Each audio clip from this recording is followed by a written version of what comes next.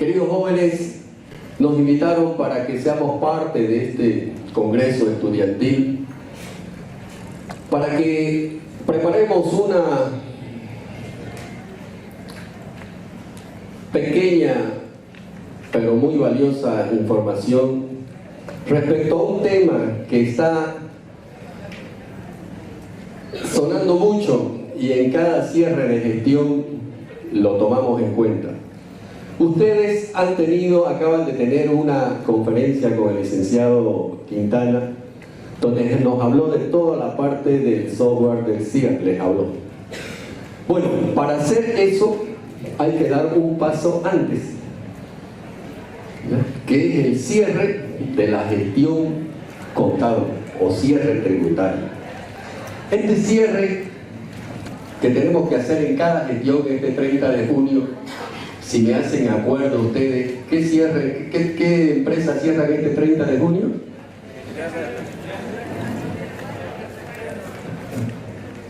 A ver, 31 de diciembre servicios, 30 de abril industriales, 30 de junio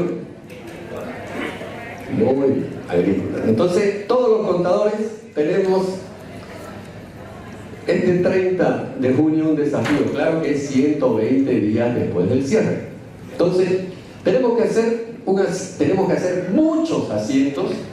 ¿Cuál es el objetivo? Tener unos estados financieros acorde a la realidad de la empresa, para que estos estén completamente listos para presentar tanto a los usuarios internos como los externos que se presentan de acuerdo a ley. Mi nombre es Alcibiades Rivera, soy docente de posgrado, como decía el presentador, de esta facultad y de otras universidades privadas, que hacemos lo que nos gusta: finanzas, presupuesto, tributación, auditoría, costos, que es lo que nos apasiona. Primero, para hacer un preámbulo de esto, quiero hablar de lo que hacemos en cada cierre de gestión, que es preparar el ambiente para cerrar los estados financieros de acuerdo a norma. Pero ajustar, ¿qué es? Simplemente, básicamente, es apropiar donde corresponde. Cada cuenta de mi estado financiero yo tengo que apropiarlo de acuerdo a cómo está la política contable de la empresa. O sea, apropiar, contabilizar. ¿Dónde corresponde? Y para eso debemos tomar en cuenta algunas normas contables y extranjeras. Como decía el colega Johnny, las NIF, las NIF están de moda. Ustedes tienen que tener ya un conocimiento sólido de lo que es estas normas para tratar de ajustar los estados financieros de acuerdo a normas, para que los estados financieros sirvan y no sea una simple formalidad. O sea, si yo voy a ajustar a mi cierre de gestión ciertas cuentas, entre ellas impositivas, tengo que hacerlo de acuerdo a normas. Y eso que no tiene que ser un círculo vicioso, que sean malos registros, una mala comunicación de los resultados al directorio, las malas relaciones, los estados financieros que no sean útiles, o sea, que lo entreguemos después de un cierto tiempo, la pérdida de dinero que nos ocasiona por tomar malas decisiones, por entregarlo tarde a las instancias correspondientes, y por último, que no sean reales. Todo ese círculo vicioso nosotros tenemos que desecharlo y tenemos que hacer unos buenos ajustes o cierres de gestión, como corresponde de acuerdo a norma. Porque atrás, en nuestras espaldas, están nuestro amigo Don Fisco, que esos llegan en el momento menos esperado y nos quitan las ganas de comer con una OMI, ¿no es cierto? Nos llega una orden de verificación interna y las utilidades que estaban planeadas para distribuirse en el directorio, resulta que tenemos que utilizarlas para pagar multas, sanciones por apropiación indebida de un crédito fiscal. Entonces, si nosotros hacemos un correcto cierre de gestión, unos correctos ajustes contables, vamos a hacer frente a estas instancias que están controlándonos, peores en el tiempo de ahora, que nos van a fiscalizar muy arduamente.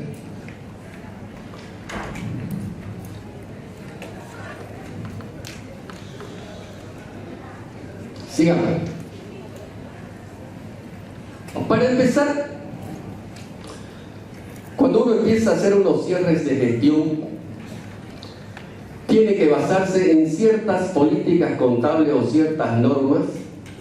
Primero, tenemos que pensar de que estamos en una empresa en marcha y el principio del devengado. ¿Qué dicen estos dos? Se presume que la actividad de la empresa continúa, presumimos al cierre de gestión, y aunque quiera no puede parar de pronto, porque suponemos que todos los días abrimos el negocio, cerramos el negocio, vendemos, tenemos proveedores, compradores. Entonces el principio en marcha nos dice eso, ¿cierto? Que no podemos parar de un momento a otro. Y por otro lado, el principio del devengado, que es el registro, ustedes saben, de los gastos e ingresos se imputan según la corriente real cuando suceden, ¿ya? Y no cuando se pagan, ¿sí?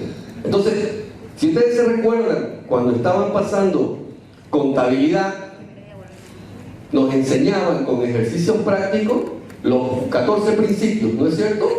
Ahora, aplicarlos esos principios es lo que nosotros tenemos que tener una visión clara. ¿Cuándo y dónde lo voy a aplicar esos 14 principios? Que estos dos que les he dicho, el principio en marcha y el devengado, es la base para hacer el cierre de gestión. ¿Listo? Entonces, empezando de esto es que nosotros tenemos una visión clara de lo que son los estados financieros al cierre de la gestión. ¿Listo? Pero hay una pregunta, un pero, que nosotros tenemos que despejar esa duda. ¿Cómo ver los ajustes?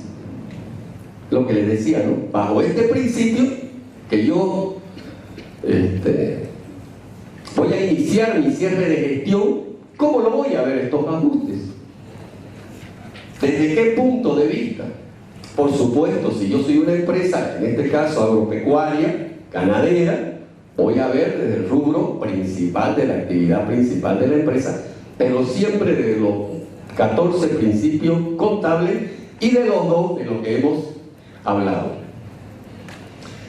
Y tenemos que tener muchas normas y leyes como contadores públicos, como formados en la profesión. No es nuestra obligación, sino nuestra cultura de actividad. Tenemos que leer muchas normas, estar preparado para lo nuevo que salga. El Código de Comercio, tenemos que saberlo, el 24051, la 843, el texto ordenado vigente, ustedes saben, el Código Tributario, entre otros, que son normas obligatorias que nosotros los contadores públicos tenemos que manejar para tener un conocimiento sólido de lo que son los estados financieros. También tenemos que conocer, como les decía, las normas contables de contabilidad, las normas internacionales de contabilidad y las normas de información financiera. Nosotros tuvimos, cabe mencionar, gracias, que hace 2 años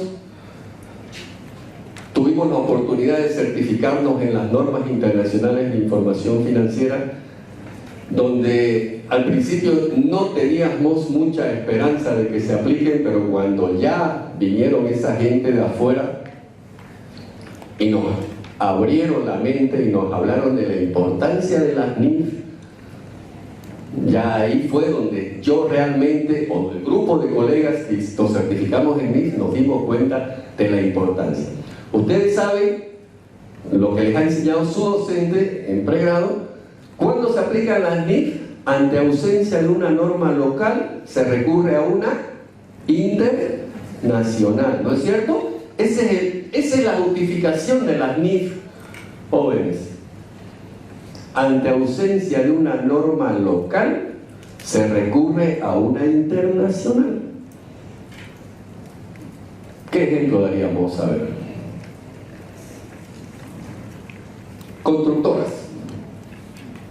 Si yo, como constructor, como contador de una empresa constructora, estoy cerrando mi gestión y estoy en la parte de los activos, si yo tengo una máquina, una pala cargadora, que ha sido utilizada toda esa gestión, tanto para hacer un condominio como para hacer una carretera, la depreciación tengo que hacerla para ambos lados, si estoy en la parte de depreciaciones.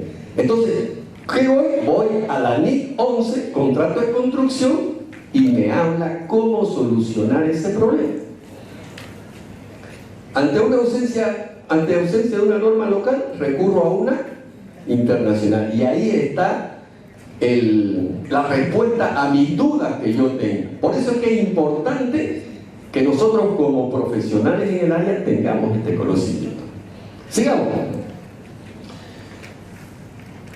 Antes de llegar al cierre tributario, tenemos que ver todo el cuerpo de las partes que componen el estado de situación. Vamos a ver rápidamente rubro por rubro de qué es lo que se ajusta, qué es lo que se cierra en cada una de las partes de los estados financieros. Primero, las partidas monetarias, acuérdense de la norma 3, ¿no es cierto?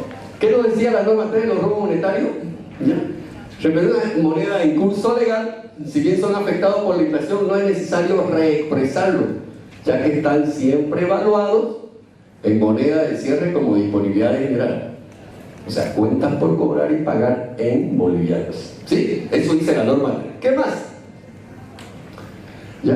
En los rubros no monetarios, como aquellos que conservan su valor intrínseco, en épocas de inflación, Venezuela, Argentina, por ejemplo, deben ser reexpresados en moneda contante para reflejar dicho valor, su valor real, como activo, inventario y todo.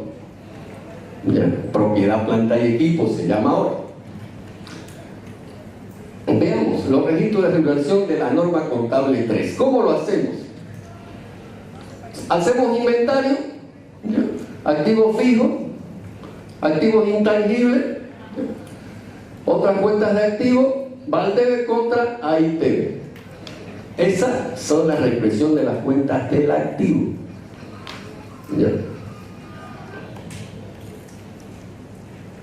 Del patrimonio, a la inversa del activo, AITB contra ajuste de capital, ajuste de reserva de patrimonio, ajuste de resultados acumulados o resultados acumulados de las pérdidas o utilidades, de acuerdo al movimiento de la empresa que esté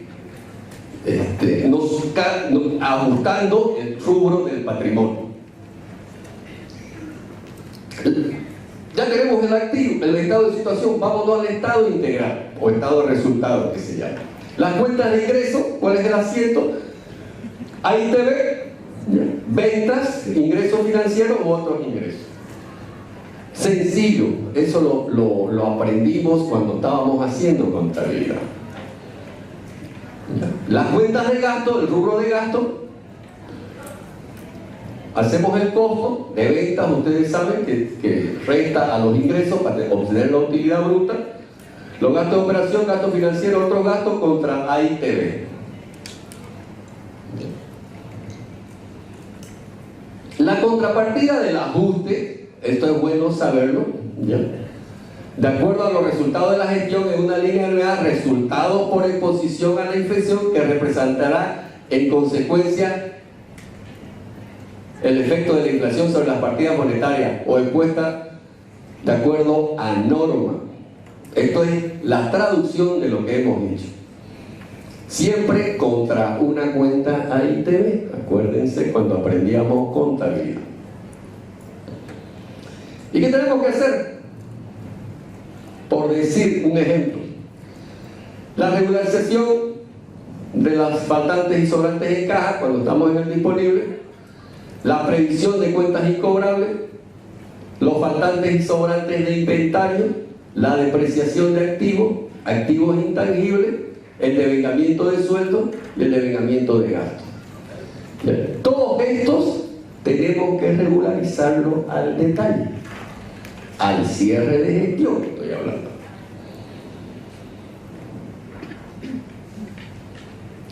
Veamos el efectivo y equivalente. La parte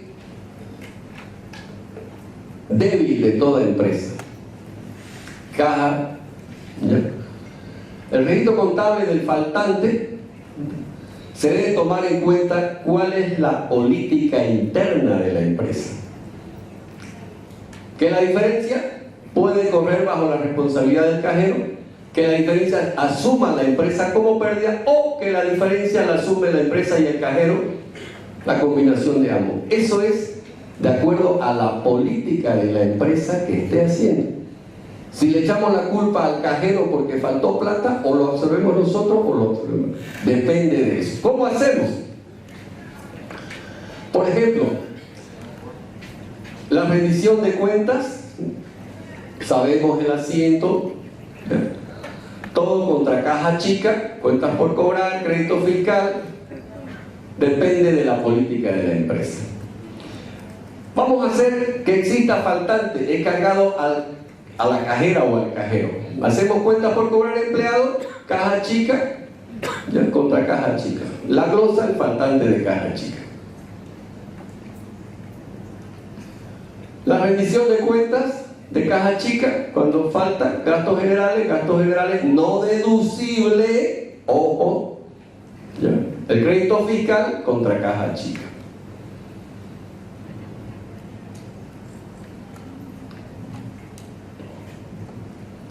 Cuando es el arqueo después del cierre, gastos de administración, gastos generales, el IVA, el crédito fiscal y cuentas por cobrar, los mismos.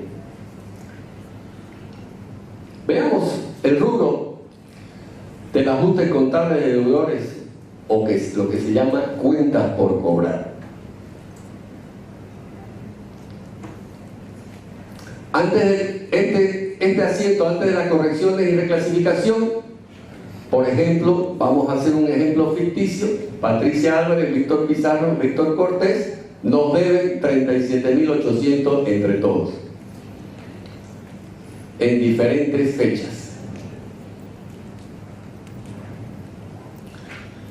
Los datos de la empresa de las dos últimas gestiones, cuentas por cobrar 60.000 y 40.000, el 2015 dice la pérdida castigo de cuentas incobrables 500 y 1.700. Nosotros tenemos que castigar ciertas cuentas que son incobrables, eso lo sabemos como política contable.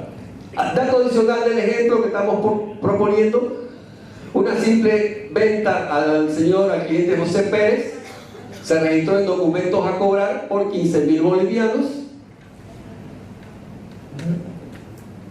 Entonces el registro contable, cuentas por cobrar contra documentos por cobrar, 15.000 bolivianos a José Pérez.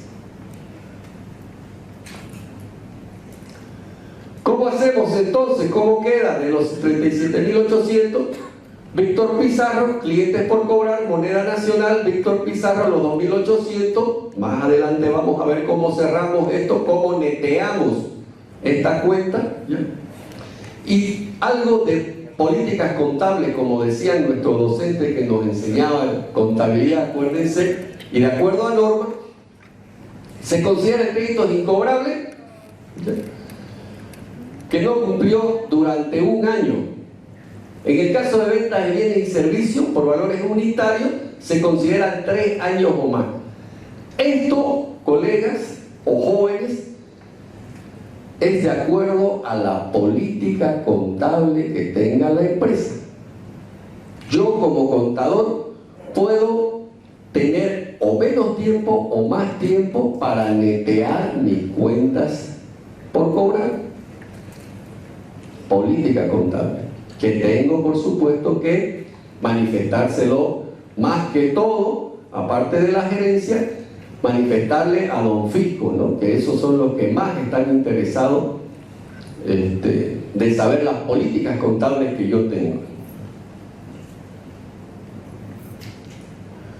Entonces, el registro de las cuentas incobrables o pérdida por incobrabilidad, la previsión, hacemos una previsión de cuentas incobrables, pérdida de cuentas incobrables contra el cliente Víctor Pizarro, ¿ya? Que lo vamos a castigar por 2.800 bolivianos por X razones.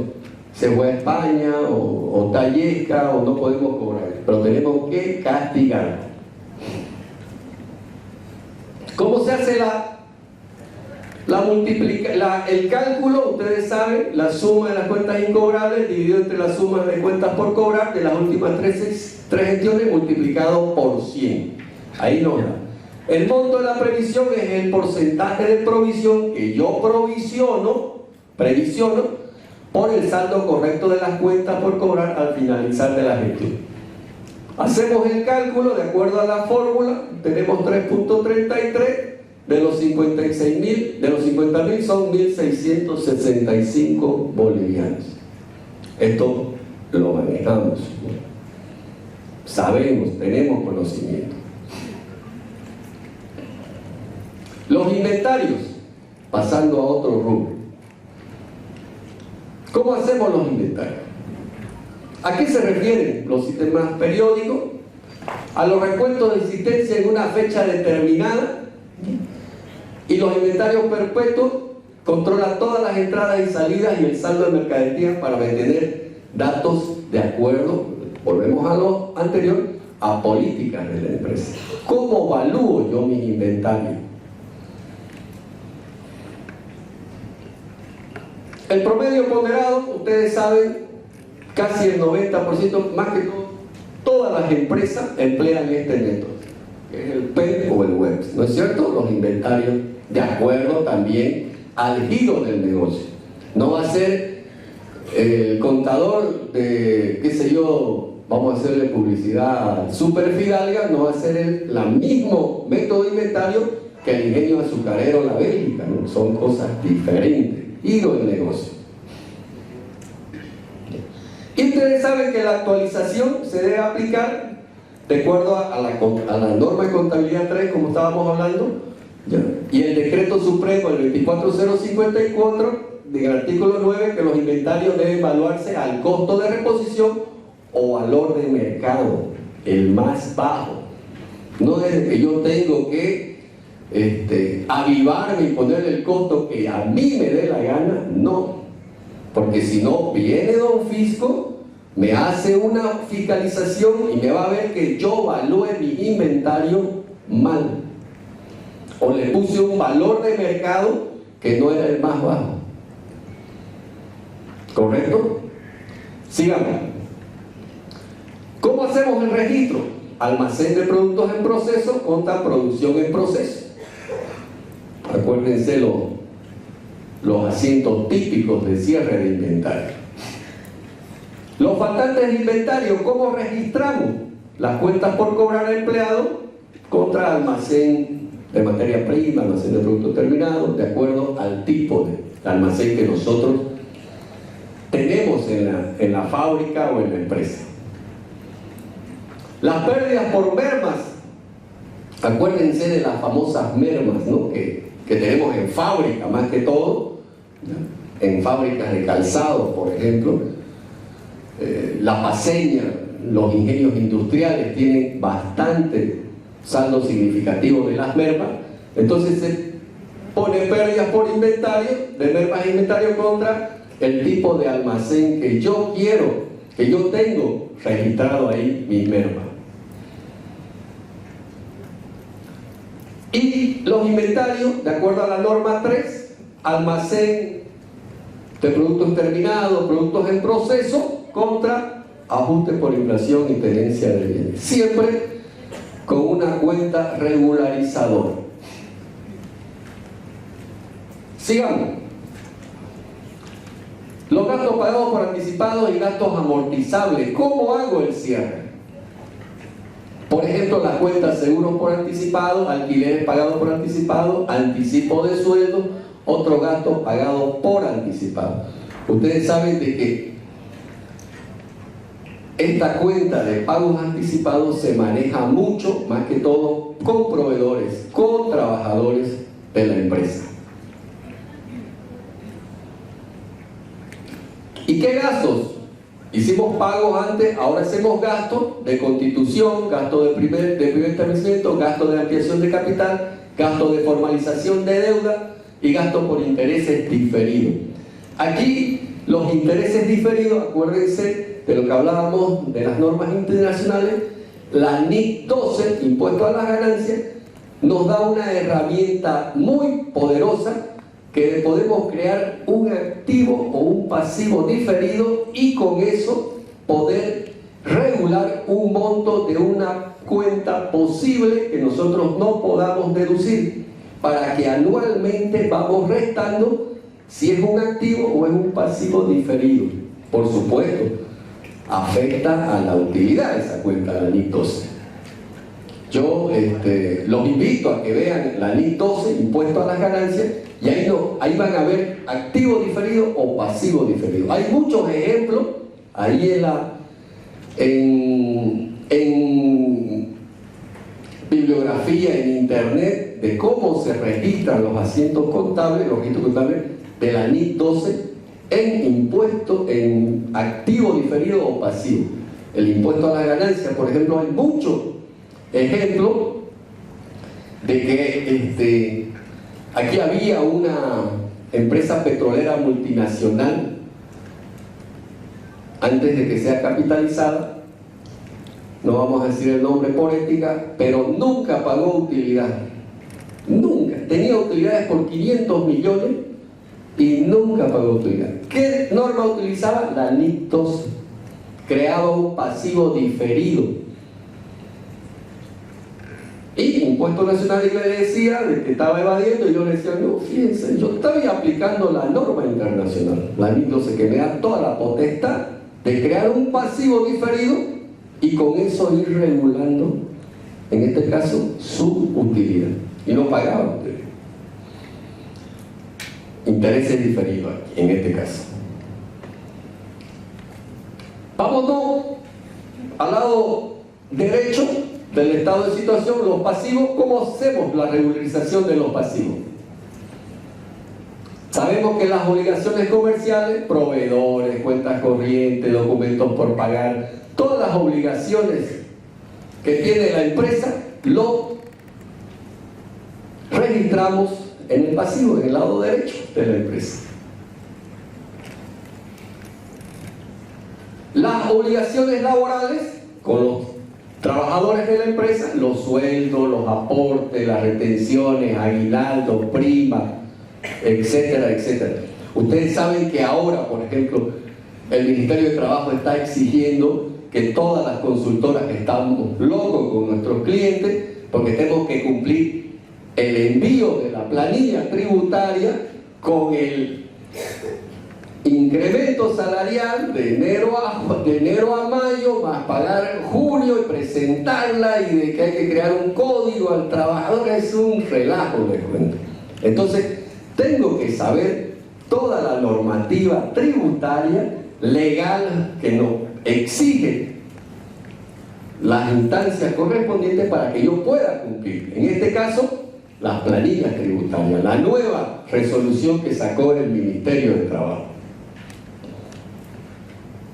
Las obligaciones tributarias, nuestro dolor de cabeza, digamos, entre comillas, de todos los contadores públicos, el IVA, el ITE por pagar, las retenciones las famosas retenciones que nosotros, ustedes saben, en cada auditoría a veces no miramos los papeles de trabajo y no hay una retención respectiva, que la ley me exige que yo haga una retención ante la no presentación de la nota fiscal de mi proveedor, ¿no es cierto? Entonces, la retención es uno de los talones de Aquiles que tiene el contador, que es manejar bien cuándo retengo, por qué retengo, a quién retengo y a quién no retengo, para que cuando venga don Fico no me diga, oye, vos me estás declarando una utilidad irreal porque no hiciste la retención en esto, en esto y en esto. Entonces tengo que saber de retención. Todos los impuestos a la alcaldía también están ahí.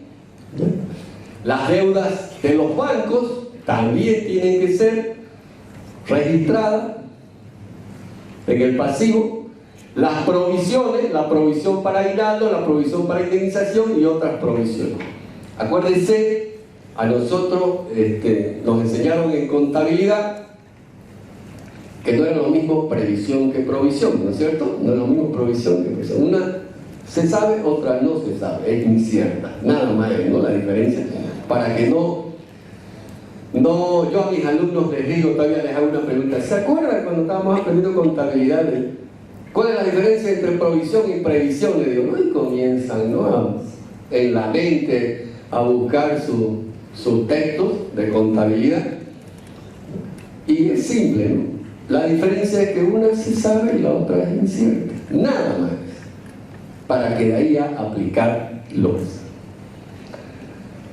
El rubro de los propietarios. ¿Cómo hacemos?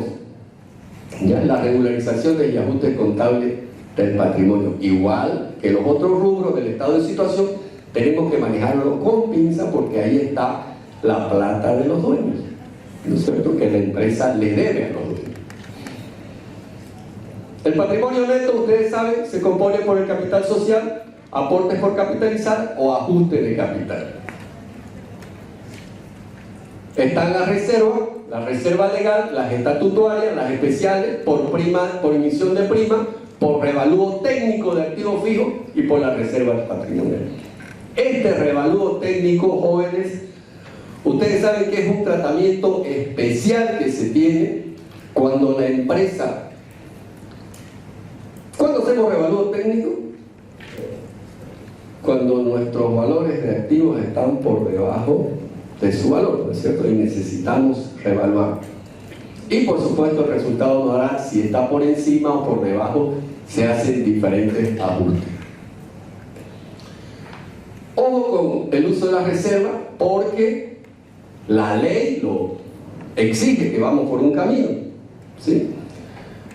Primero, absorber las pérdidas acumuladas, las reservas por revalúo técnico, y las pérdidas acumuladas es cuando nos dan las pérdidas acumuladas, cuando decidimos hacer eso. Por capitalizar, las reservas por revalúo técnico contra el capital social.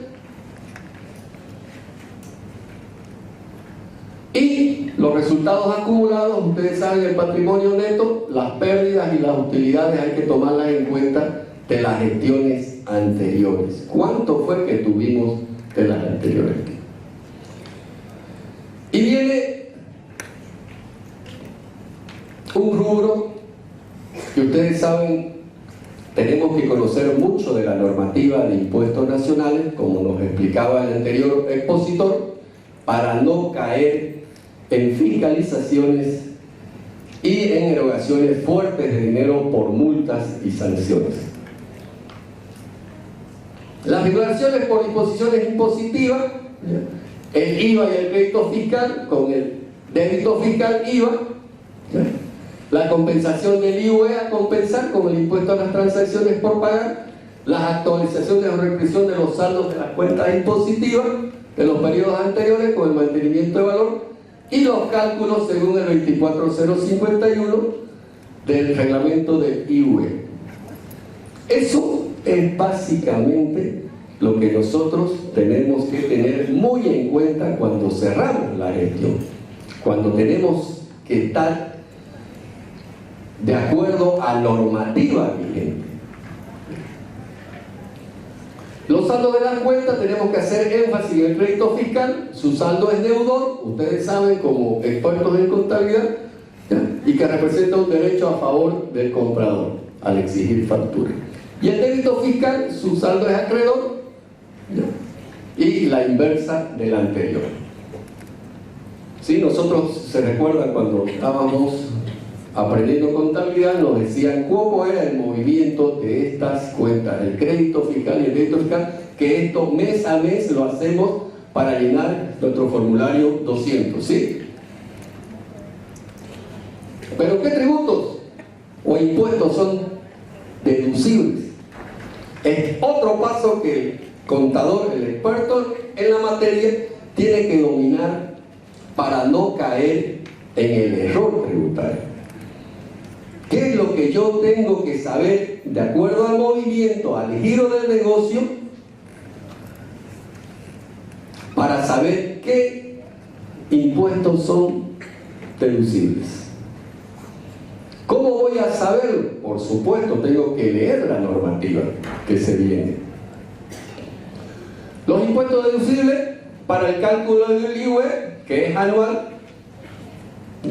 tengo yo que saber calcularlo y determinarlo correctamente, mi impuesto a las utilidades.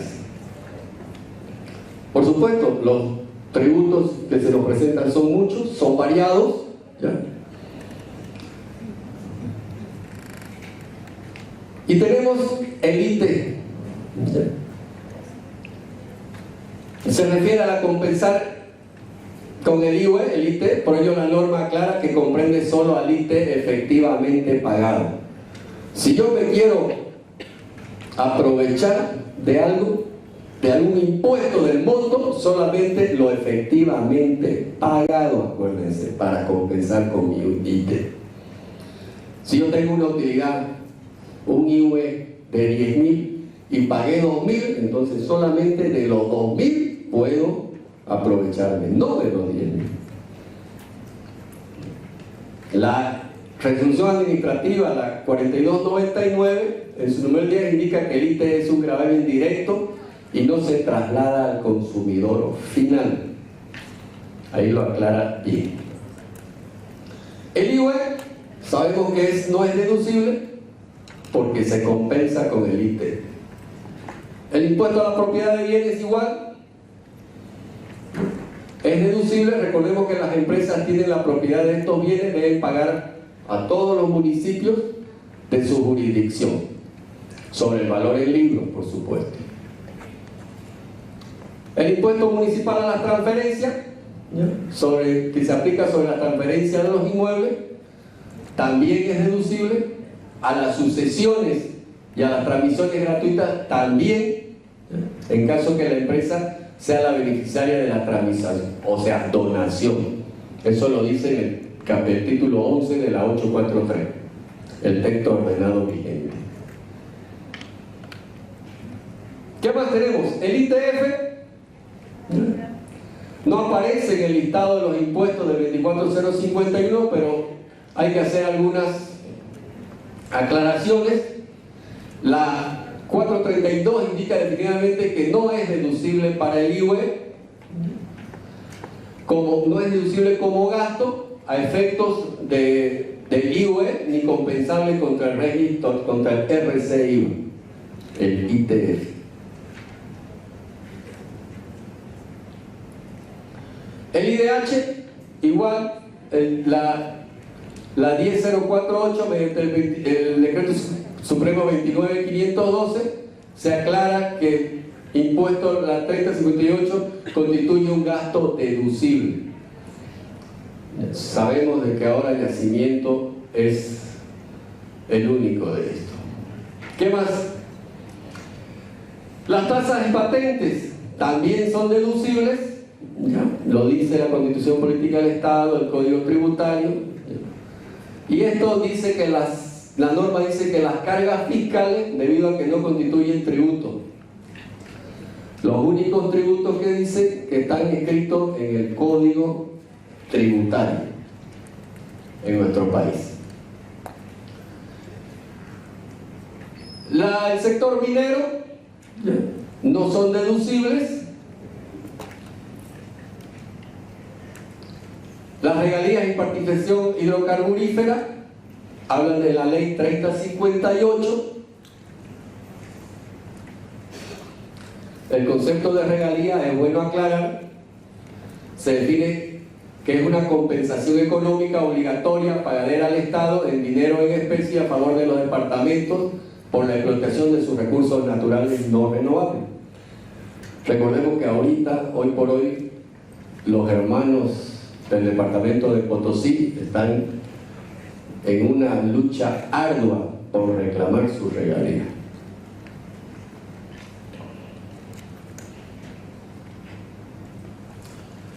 Las regalías en participación, las establecidas, como les decía, en la 3058.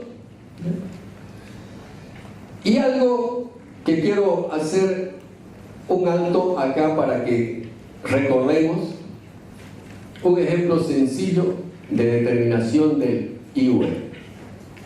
Primero, el 24051 tengo que entenderlo yo como es. Y para registrar el IVA hay varias opciones yo tengo. Uno es realizar el registro de ajuste a la fecha de cierre para mostrar cuánto determiné mi IVA. La segunda es contabilizarlo como registro de cierre. Y la tercera es contabilizarlo después del registro de reapertura o apertura de la nueva gestión que yo estoy iniciando. Esas tres opciones tengo para registrar mi IVA, de acuerdo a lo que yo tenga como política contable. Si bien la norma admite como principio general que se admitirán como deducibles todos aquellos gastos, dice, que se cumplan la condición de ser necesario para la obtención de la utilidad grabada y la conservación de la fuente que la genera, la misma norma introduce los siguientes procedimientos para que sean deducibles.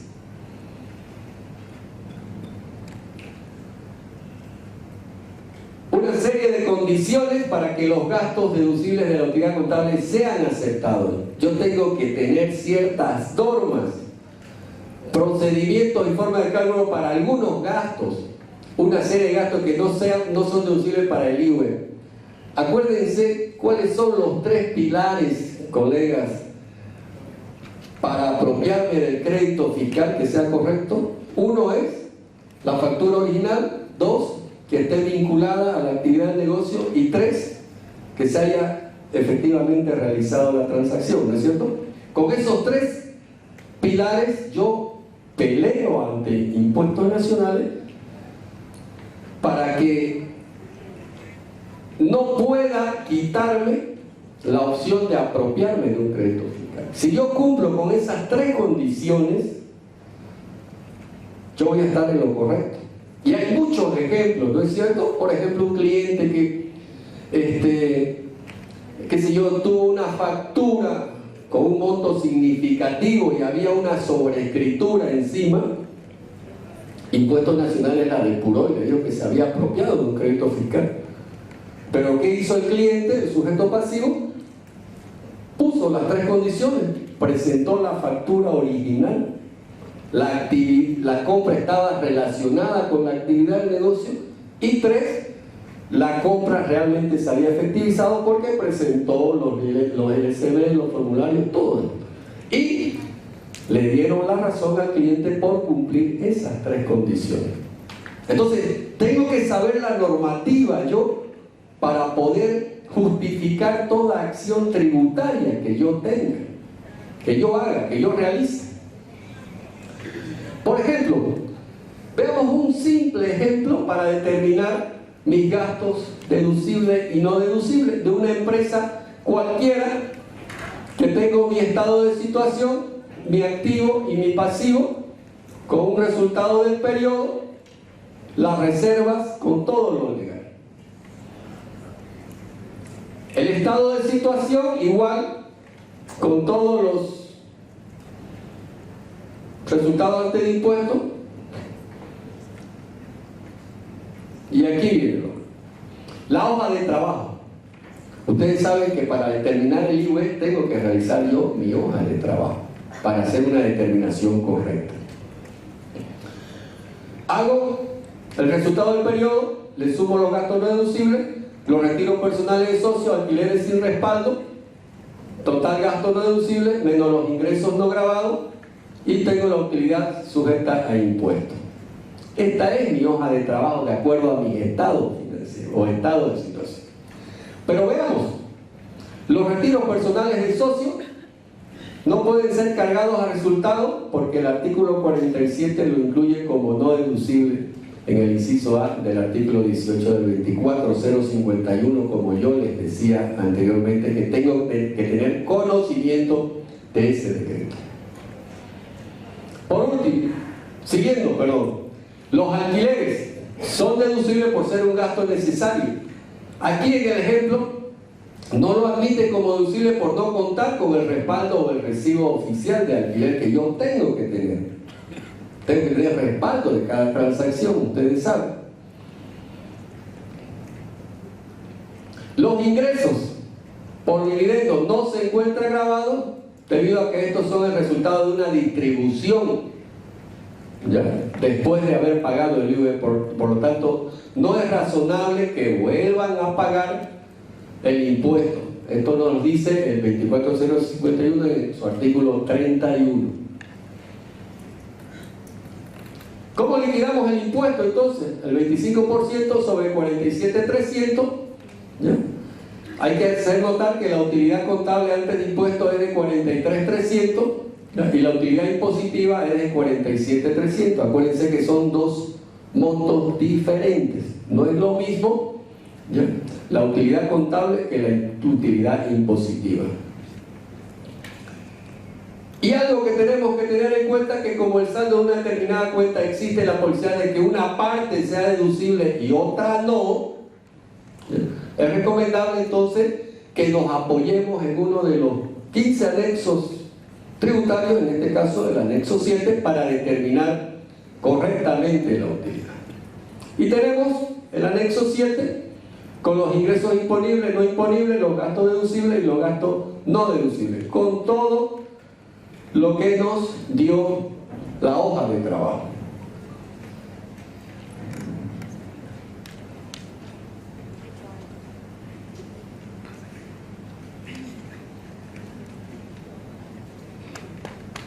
Venga a acomodarnos, por favor. Ya. Colgado.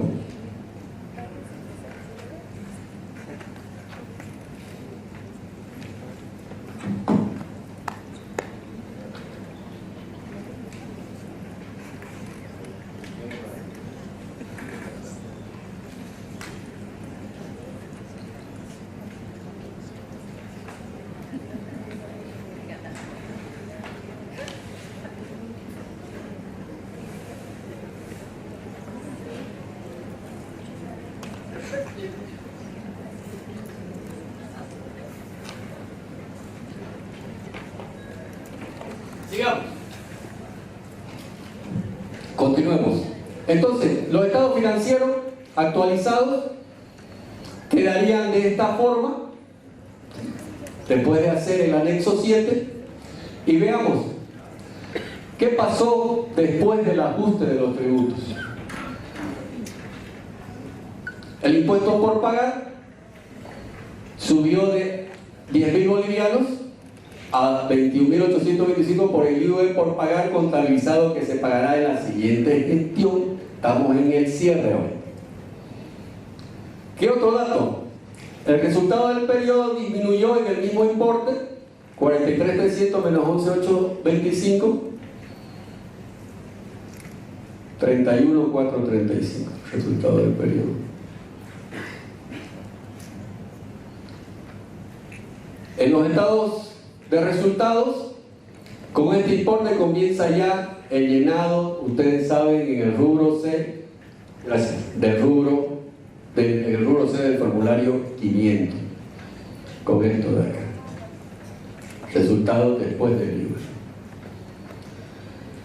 Ahora, los 11.825 hay que aclarar que no son el 25% de 43.300 ni de 31.475, pero su utilización se encuentra en la hoja de trabajo presentada en el anexo 7. Por eso es que es importante hacer el anexo 7. Ahí está. Entonces la hoja definitiva quedaría ahí.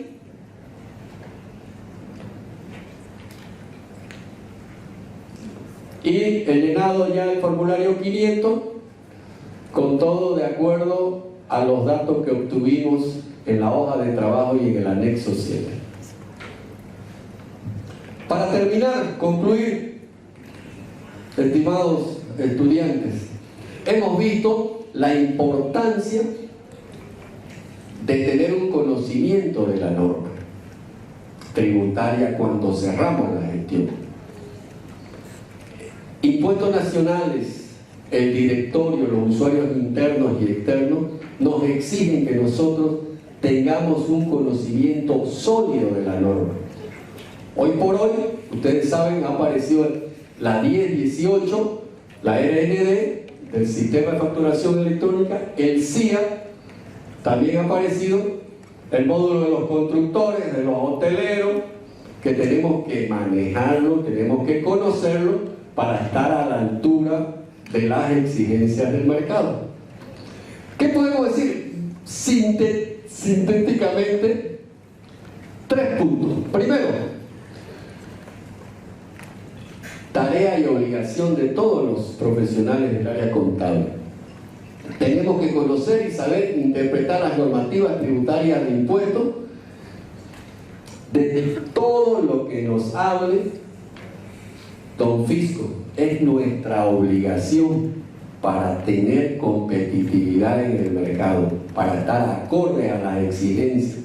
Si yo no estoy, no leo, no me capacito, no me preparo como están ustedes ahora capacitándose para estar a la altura de conocer las leyes, y peor todavía impuestos nacionales que nos lanza, nos aparece, nos almuerza con cada resolución que tenemos que saber. Todos debemos estar en constante actualización de nuestro conocimiento sobre la normativa tributaria para demostrar, como les decía, competitividad, poder pelear una fiscalización y, por último, algo que es un mensaje jurídico legal. El hecho que yo no conozca la norma no me exime del cumplimiento. Hay muchos ejemplos que decían que no, que yo no sabía, que ahí está, ahorita se me viene a la mente de lo que está la Copa América. Cuando Lionel Messi lo sentaron en el banquillo en Barcelona porque evadió, ¿qué fue lo que dijo? ¿Cuál fue el argumento? Debe ser que yo no sabía, yo confiaba en mi papá porque él era encargado, él es mi representante. O sea, el hecho de que él no sepa la norma no lo exime de pagar los impuestos. Es obligación entonces de nosotros de conocer la normativa tributaria. En este caso, en cada cierre de gestión, yo tengo que saber qué es lo que me exige impuestos nacionales, el código tributario, el código de comercio, la RND, para que yo proceda a hacer un cierre contable, un cierre tributario de acuerdo a norma. ¿Para qué? Para no caer en una fiscalización. Porque ustedes saben, el otro día salió un informe de una institución internacional de que Bolivia es un fiasco cumplir con las obligaciones tributarias. Pasamos más horas cumpliendo con nuestra obligación tributaria que otros países.